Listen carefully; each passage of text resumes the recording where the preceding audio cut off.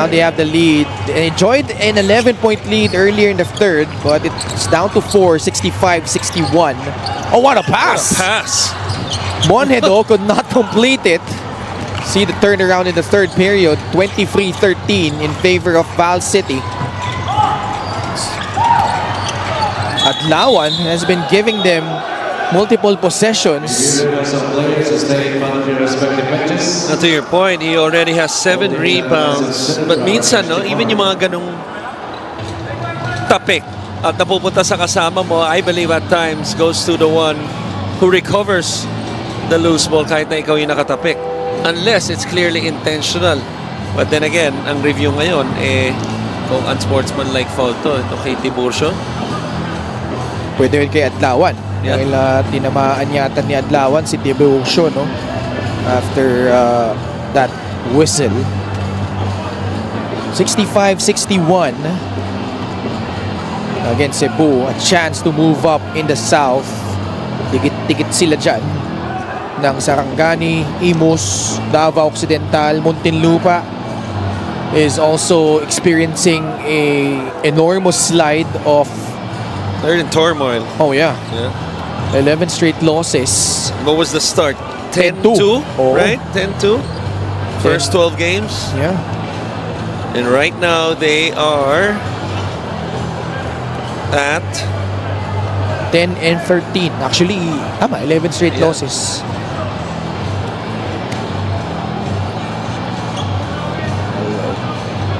Ang alam ko, magdatapat pa yata ang Imus at Muntinlupa eh.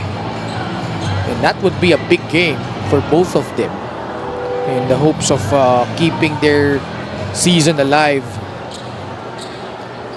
Referee Alan Manzano is now with Miguel Pere. Let's see yung magiging tawag dito. About review, it is a double foul between number 6, Julius Tiburcio is first, and number 9, Tolan Adlawan is third foul. Okay, just the double foul. Just to correct myself, wala na pala. Naglaban na pala yung Muntinlupa and Imus. Puro mabibigat yung kalaban daw ng Imus and Muntinlupa. So, yep, just a double foul. Will stay with Cebu. Bumbum Tampos, Dolan Adlawan, Ribugsang, Janamon, and Mac Talio. Ooh, a careless play. Turnover given up by the Cebu Greats. Not sure if it was the passer or the receiver, because libre dun si John Hamon as he came off the screen on the other side, was ready to shoot it. Hindi lang niya mahawakan ng mabuti yung bola. Oh, Formento breaking down the defense of Boom Boom Tampos, but just couldn't finish. Tampos, Hamon, no, Adlawan again, malakas lang. Tampos fights for it. He gets it back. He takes that free. Off the mark. Ugsang there for the cleanup. Multiple opportunities for Cebu in that possession, and after being down by double figures. Oh, Formento with his first 3-point conversion. Balik sa libang-labang, 68-63.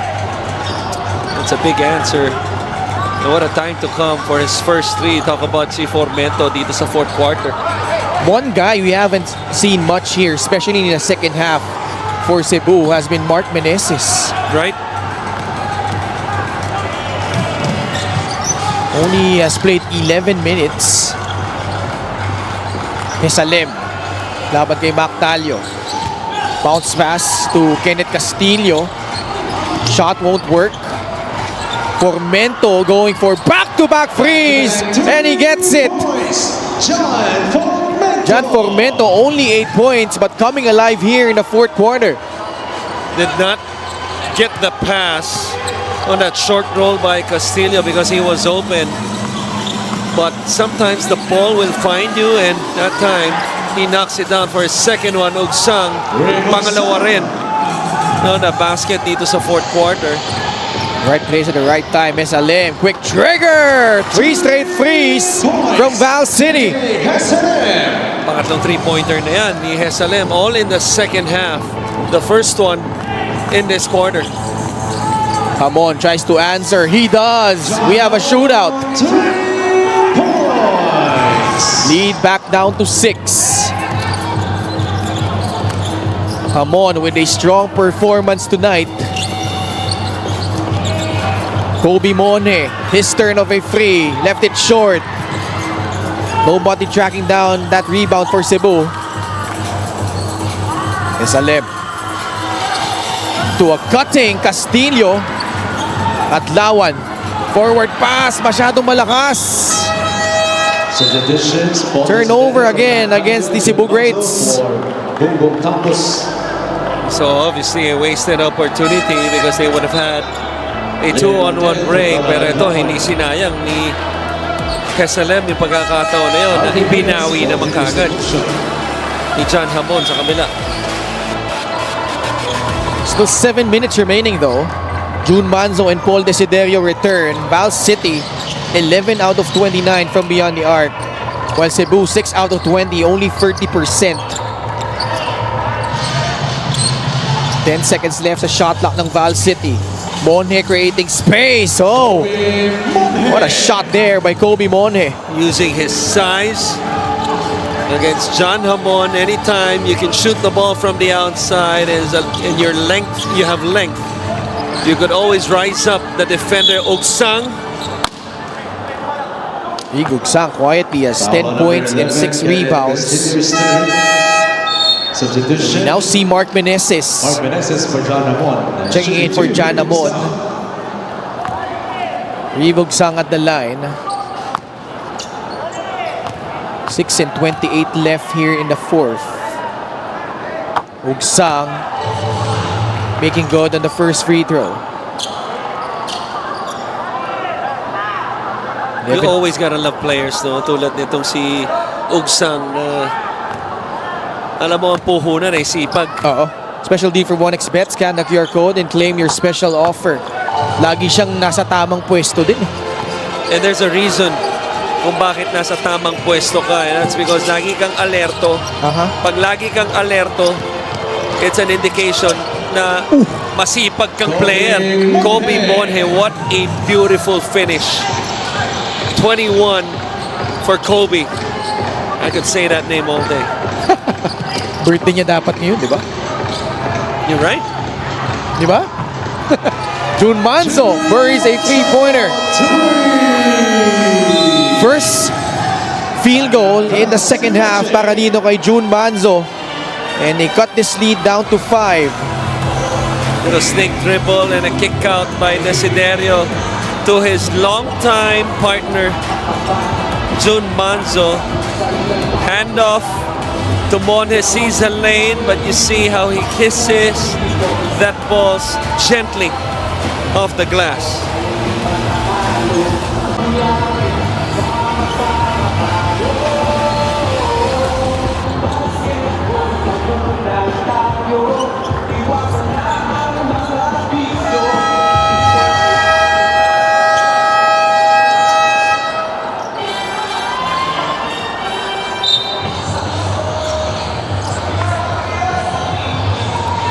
Next 3 games of Val City. August 30, they will take on the Davao Occidental Tigers. September 10, kalaban ng Mindoro Tamaraws. And on the 16th, they will take on the Manila Batang Quiapo. Right now up by 5, 78-73. Hindi po Ken Panglinan with Coach Christian Luanzon at courtside. Miss Gianna Llanes. That free will not work this time for Jan Formento. Desiderio fouled by Kobe Monhe. Foul number 39, Kobe Monhe. Just the 14th foul though. Last foul to give. Oh no. 13 foul lang pala. Okay. Desiderio, Ogsang, Martel, Meneses, and Manzo. Interesting lineup here for Coach Junti. Desiderio puts it in from downtown. And the lead is down to 2, 78-76. Oh, what a beautiful read by Paul Desiderio of the inbounds as they force the turnover. Martel goes up strong. Semi-dunk. Galing kay Lian Martel. We are tied 78 apiece. Just like that, a totally whole new ball game. Bring us. That's an offensive foul.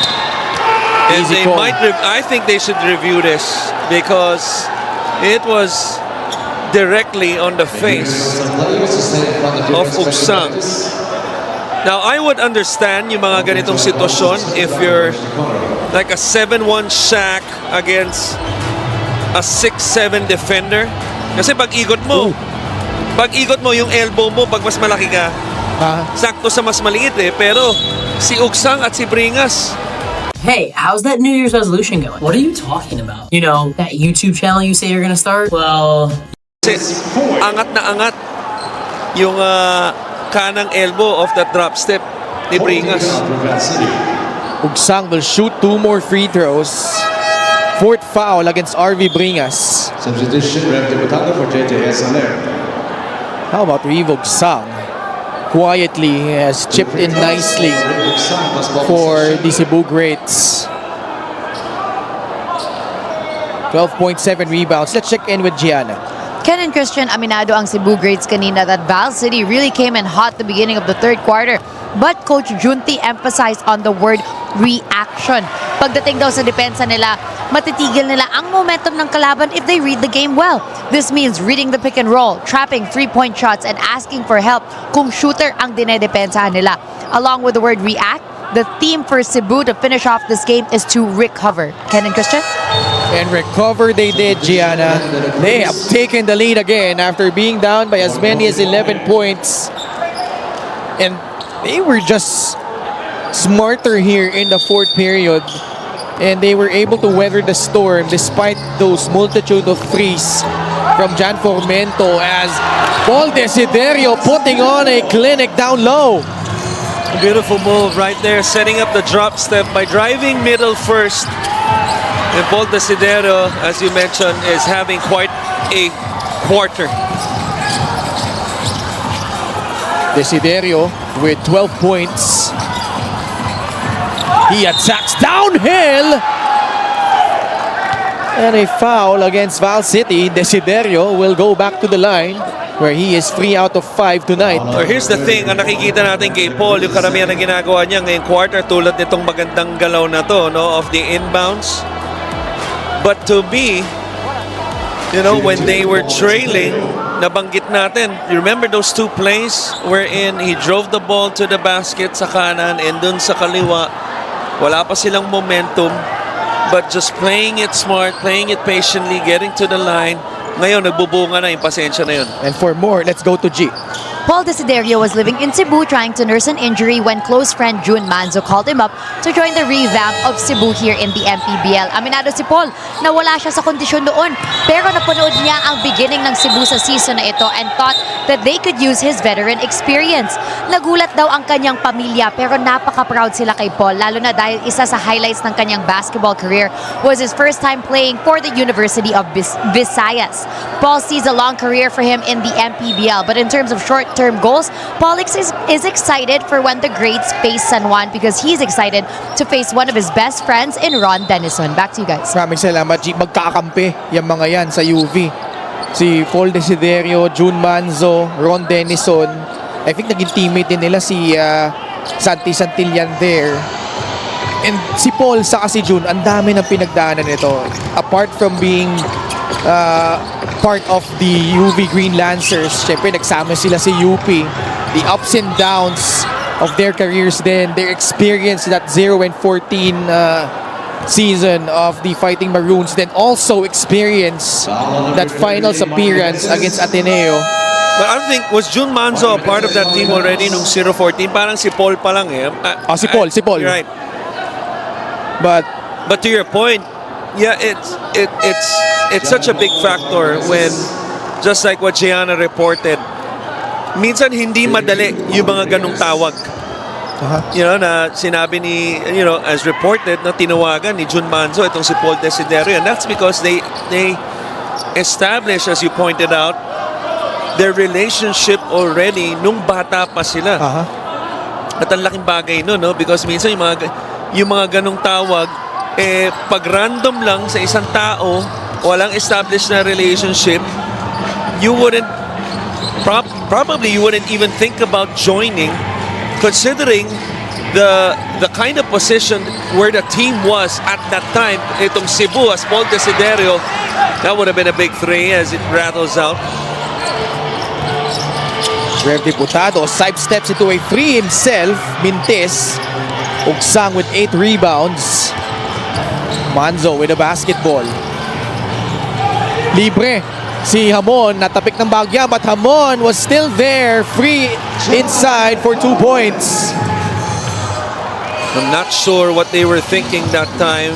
The double on Manzo when he was about 75 feet away from the court as a move right here by Formento. Lead back down to 4. Val City applying some pressure. Janamon to June Manzo. Nag-downsize tong Cebu, no? Pinaltan muna ulit si Mark Meneses. Oh, that's an offensive foul. Illegal screen called on Rebog Sang. This is the assist of the game brought to you by 1xBet, title sponsor of the Mpbl. Your choice, your victory. Feel more game with 1xBet. John Hamon with 22 points.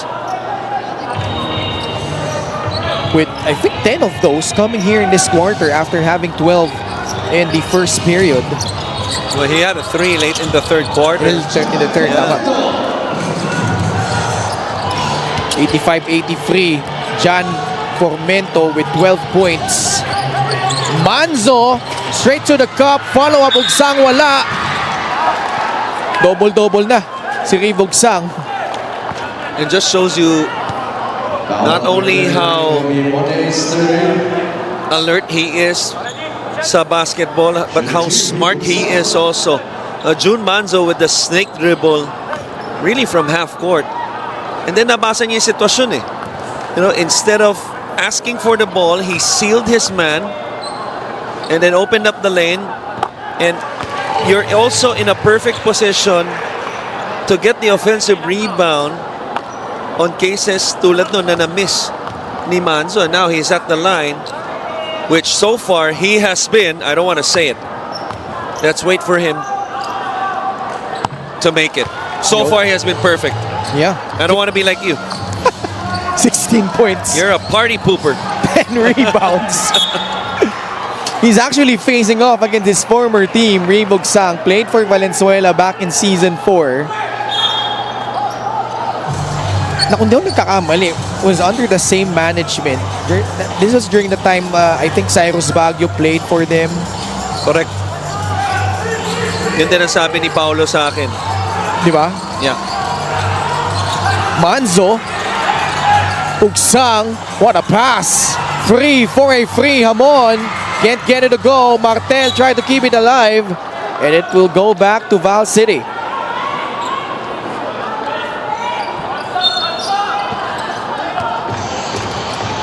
Formento at the controls. Formento against Paul Desiderio. Niluwa. Cebu with a 4-point lead. Hamon will give it up to June Manzo. Desiderio. Ugsang offering the screen. Desiderio rejecting it. Got hit in the face. Manzo can't hit it. Oh boy. Rebog Sang. My goodness. 18 points and 12 rebounds. Well, that's the advantage when you have key players on your team like Manzo, Desiderio, Hamon, but Kobe Monje with an answer right here. May pito pa on the foul by Martel. That's going to be the 5th foul on Liel Martel, but Coach Junti wants to challenge the last foul call. Cebu Birds challenging the last foul on Lian Martel. Let's see if he will be successful here and save Lian Marten from fouling out. Cebu with a lead late here in the fourth.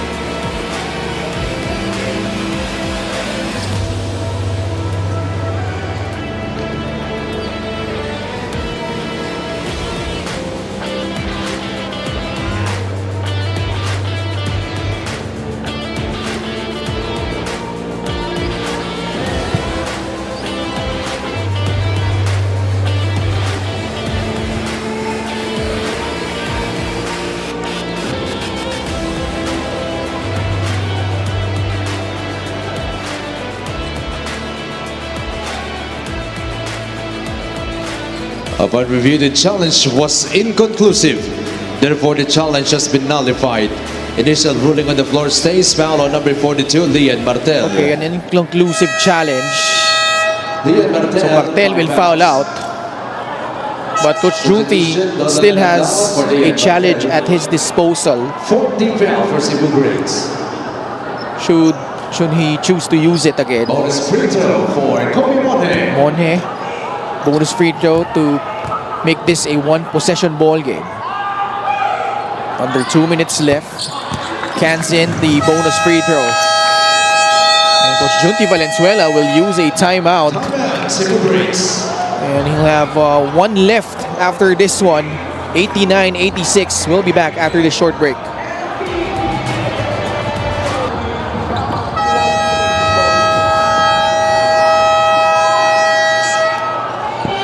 Still here at the Nueva Ecija Coliseum. Next 3 games of Cebu. Mabibigat ito August 28, kalaban ng Zamboanga. September 8 versus Pangasinan. And on September 16, they will square off with the Davao Occidental Tigers. Also, some implications there in terms of them being in the play-in in the South Division. Kaya kailangan nila itong larong to, no? Actually, both teams. But you look at the schedule of Cebu, as they try to go for their 5th straight win. Tulad doon yung basket ni Desiderio to extend the lead to 5. Mabigat yung 2 out of 3 na larong yon. Those are 2 legitimate contenders in Zamboanga Pangasinan. and Pangasinan. They did beat Jensen earlier though. So Cebu certainly capable of mounting another upset. Will we have another challenge? Yes. No. Hindi. Under 2 minute Review. Pwede. Okay, they will review the last out-of-bounds play. 91-86. Again, for those who just tuned in, Cebu had a 12-point lead in the first half.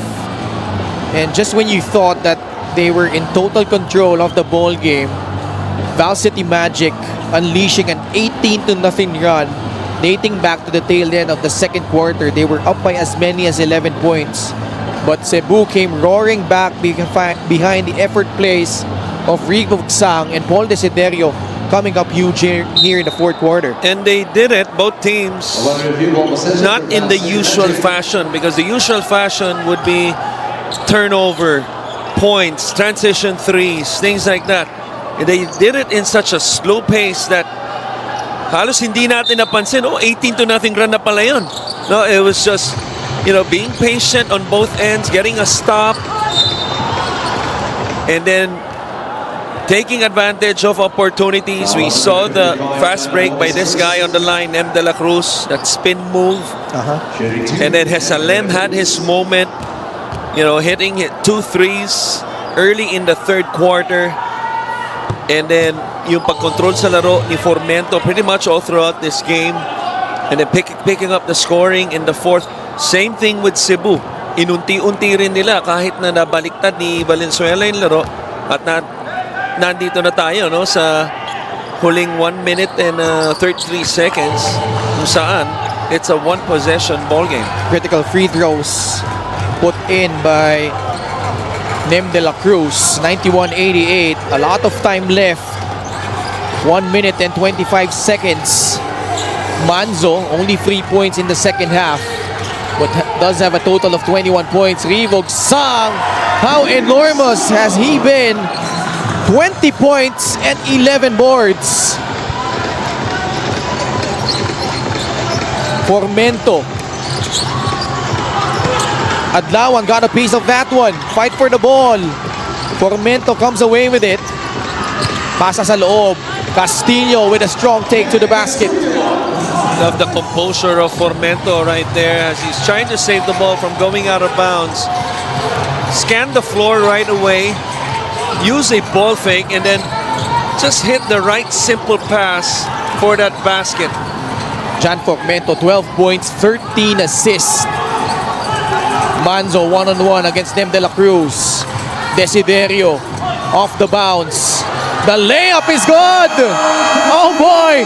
Paul Desiderio owning the fourth quarter.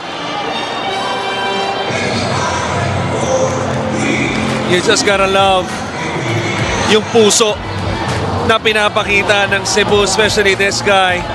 Paul Desiderio, as you mentioned, this quarter has been his and Ugsang's.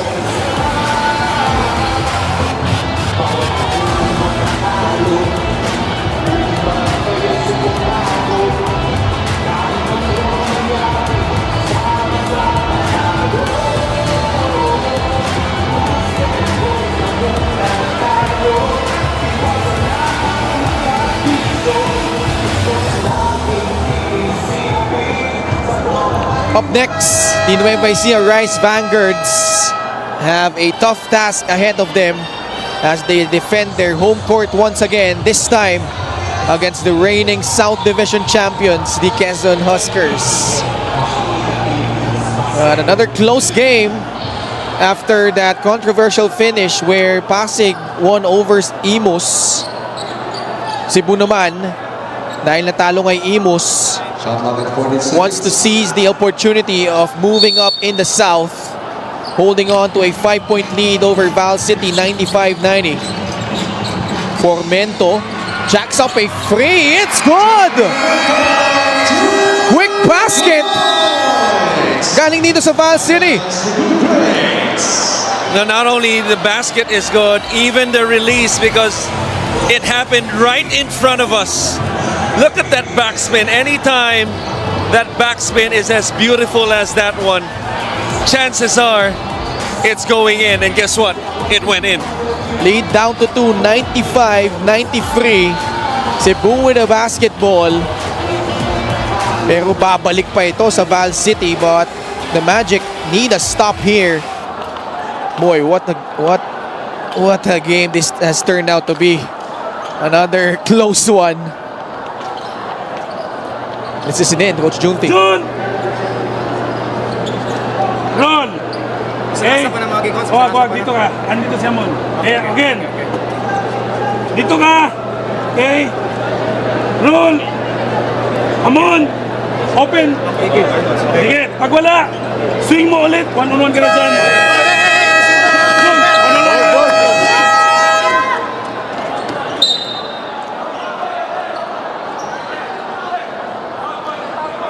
95-93, 2-point lead. They will inbound it in the backcourt.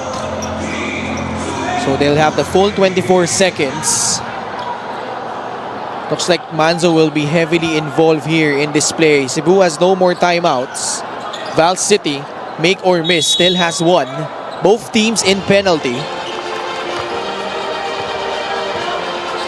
June Manzo against Nem De La Cruz. De La Cruz all over June. Manzo creates some space, open for the shot, short. Formento comes away with it. Another thrilling finish here in Palayan City. Formento. Manzo back on him. About a 4-second differential between shot and game clock. Formento still with the basketball. The pass. Castillo. It will roll out. Desiderio with the board. Val City needs to foul, and they foul. June Manzo is an 84% free throw shooter, but tonight only, actually maganda, 7 out of 9. Nalala ko kasi nung una, 2 out of 4 but he has hit his last 5 free throws.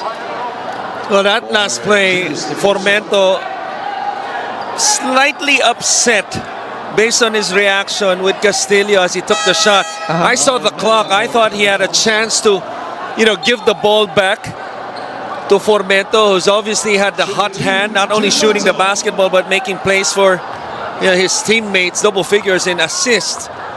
Pero hindi na binalik yung bola, no? And Formento, we saw a little bit of the frustration, and it ends up with a miss, but still a good look by Castillo nonetheless. But that miss resulted into these free throws by Manzo. 8 out of 10 from the line. Clutch free throws from June Manzo. Lead back up to 4. A 2-possession ball game. Timeout Val City with 8.8 seconds left. They need a quick basket. They have no more timeouts. Boy, Paul Desiderio here in the fourth quarter. 17 points total, 6 rebounds, and 7 assists. Had only 3 points in the first half, but came alive here, especially late in regulation. Well, he's big time, and it's Okay, kainit something that's new to us, but let's listen in Okay, to Coach Raymond of Valenzuela. Okay, go to attack! Pagkamata! Hey! Ba't ka pumap dito, ha?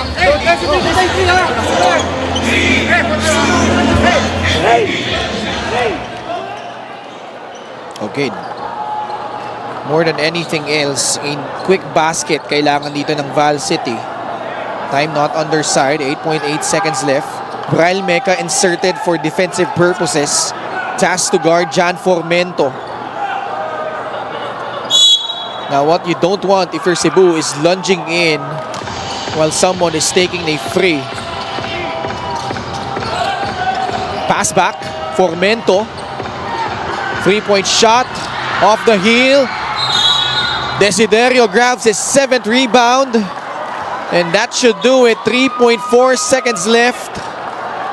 Foul on number 31, then De La Cruz penalty. Paul Desiderio coming up with a huge plays here in the fourth.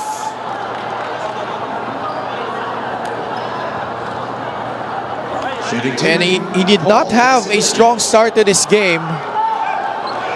But boy, when it mattered the most, especially when they were trailing in the second half, he came alive. And not only did it in terms of points, Coach Chris, but the effort plays. Nandun din siya when they needed rebounds, when they needed playmaking. He was there. And I think it really started when they were down. As soon as he realized that, he needs to take over, because sabi mo, nung first half, he only had 3 points on 3 attempts. But in that third quarter, even though there were chances wherein he could just jack up shots, instead he puts his head down, he gets to the line, and then he leads the charge. Silang dalawa ni Ugsang. It was also a quarter wherein nanahimik or nanlamig itong si Jun Manzo after scoring 18 points in the first half. Substitutions, Bumbum Tampos and John Amon. But then again, For Paul Juan Desiderio, and Brian Mecca. no stranger to either pressure pack moments or comebacks, because it's been what he's doing pretty much his whole career. And that's gonna do it. This one will hurt for Val City. They will be down